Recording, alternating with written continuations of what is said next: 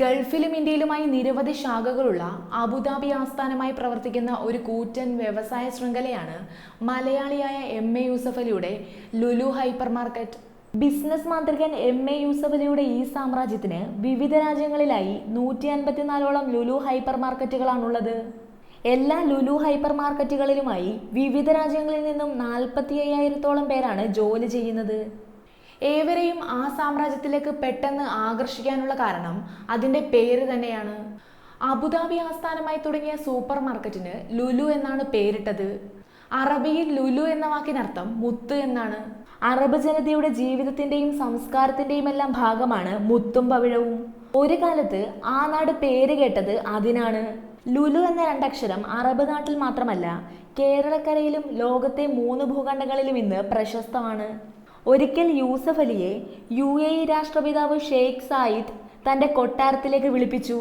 Gulf യുദ്ധം മുറുകുന്ന സമയത്ത് ബാക്കി എല്ലാവരും നാട് വിട്ടപ്പോൾ എന്തുകൊണ്ട് ഇവിടെ സൂപ്പർ മാർക്കറ്റ് തുടങ്ങുന്നുവെന്ന് UAE രാഷ്ട്രപിതാവ് യൂസഫ് അലിയോട് ചോദിച്ചു.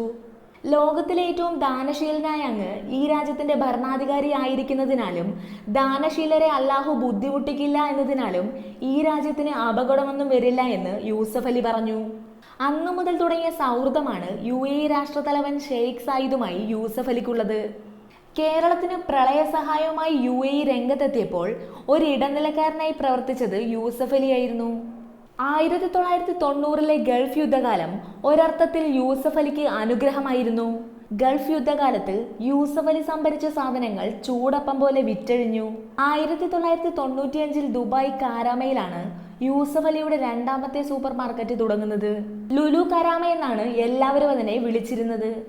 ഇന്ന് ഏഷ്യയിലെ തന്നെ ഏറ്റവും വലിയ വ്യവസായ ശൃംഖലയാണ് യൂസഫ് അലിയുടെ ലുലു ഹൈപ്പർ മാർക്കറ്റ്. പരിശുദ്ധമായ ഹജ്ജ് കാബ കർമ്മങ്ങളും ചടങ്ങുകളും ലോക പ്രശസ്തമാണ്. കാബ വൃത്തിയാക്കാനുള്ള അവകാശം പരമ്പരാഗതമായി രാജകുടുംബാംഗങ്ങൾക്കുള്ളതാണ്. എന്നാൽ രാജകുടുംബത്തിൽ നിന്നും പുറത്തുള്ള ഒരു വ്യക്തിക്ക് ഇത്തരമൊരു അവകാശം ലഭിക്കുന്നതും യൂസഫ് അലിക്കാണ്. ഫോബ്സ് മാസിക പ്രസിദ്ധീകരിച്ച ധനികരുടെ പട്ടികയിൽ മലയാളികളിൽ 1-ാം സ്ഥാനവും യൂസഫ് അലിക്കാണ്.